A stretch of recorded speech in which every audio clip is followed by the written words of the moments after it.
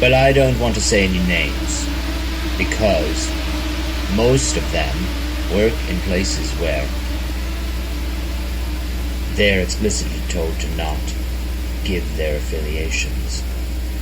Public defendants, cybercrime units, financial institutions, federal agencies, some consulting firms, major vendors of digital forensics products.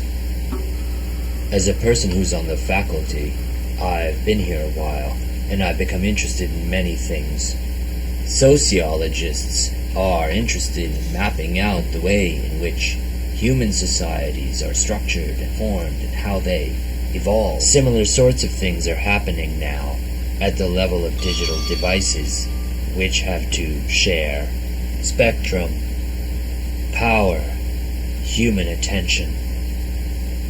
But in terms of research areas, we have about 200,000 pieces of malware collected from the wild. Each of these specimens is tagged with the date when it was captured. Malware in general is under extreme selective pressure. That selective pressure produces strains of viruses that are more fit. We're trying to see whether their behaviors and their appearance has undergone a kind of evolution. The question of how to do digital forensics in a scalable way.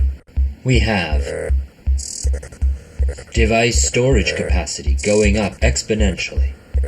Device diversity going up exponentially. The basic forensic task is, find me something I'm interested in as a lawyer for my case. That's simply not a scalable proposition, because the question is, how do you make that search process more efficient? By computing some kind of structure on the information that's content-based. Techniques to index forensic data so that the e-discovery process can be done efficiently and hold up to the rigorous requirements of the legal system. These problems are still unsolved. There are a lot of programs at this point which tout digital forensics and computer security. Most of them fall into one of two categories.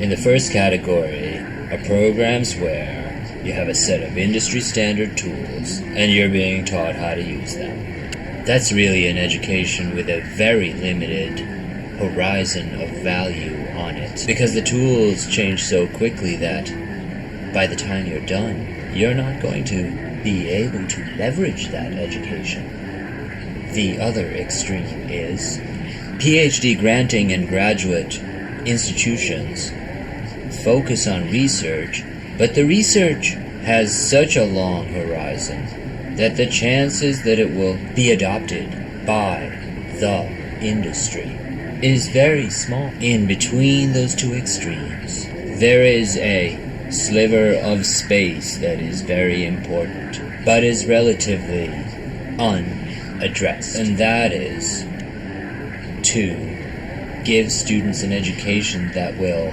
last a long time. Not just train them to use the existing tools, but research with a connection to what's going on right now in the field, so that they can lead and immediately influence the way that things are going.